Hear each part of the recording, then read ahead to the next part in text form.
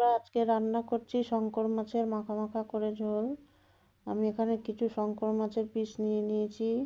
পেঁয়াজ, রসুন, আদা, টমেটো, কাঁচা লঙ্কা আর আলু কেটে নিয়েছি। কড়াই বসিয়ে দিলাম, সরষের তেল দিয়ে দিয়েছি। মাছগুলো ভেজে নেব। তেলটা আমার গরম হয়ে গেছে। এবার এক এক করে মাছগুলো আমি তেলের মধ্যে দিয়ে দেব। শঙ্কর মাছ খেতে কিন্তু খুব ভালো লাগে আমার। তোমাদের কার কার পছন্দ কমেন্টসে জানাবে। অনেকে আবার খায় না মাছটা, কিন্তু আমরা খুব ভালো খাই। বেশ চাকাগুলো মোটা মোটাই আছে, এরকম চাকা হলেই খেতে ভালো লাগে। আমার মাছ কয়েকটা ভাজা হয়ে গেছে, তুলে নেব।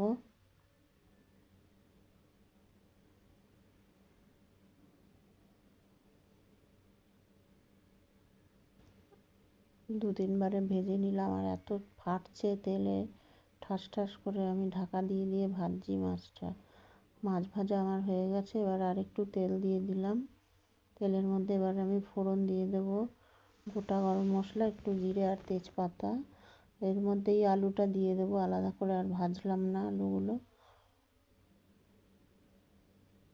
একটু নাড়িয়ে নেব আলুগুলো সামান্য। তারপরে পেঁয়াজ কুচি আছে, পেঁয়াজ কুচিটা এর মধ্যেই দিয়ে দেব। এবার পেঁয়াজ আর আলু আর একটু ভেজে নেব।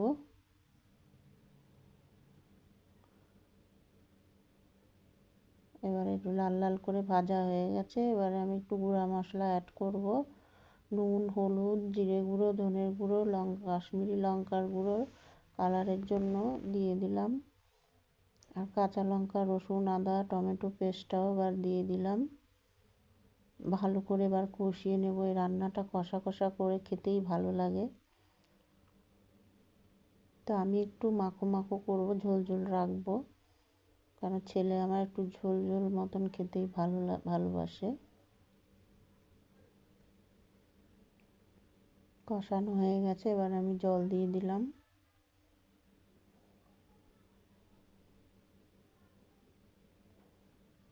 এবার আলুটা একটু সেদ্ধ হোক, আর একটু জল দিয়েছি। আলুগুলো বড় বড় করে দিয়েছি, তো একটু সিদ্ধ হতে সময় লাগবে। এবারে মাছগুলো আমি দিয়ে দিলাম। এবার মাছ দেওয়ার পরে আমি অনেকক্ষণ ফুটিয়ে নেব। মোটা মাছ, একটু ফুটতে সময় লাগবে সেদ্ধ হতে। মাছগুলো দিয়ে আমি আবার একটু ফুটিয়ে নেব ঝোলটা।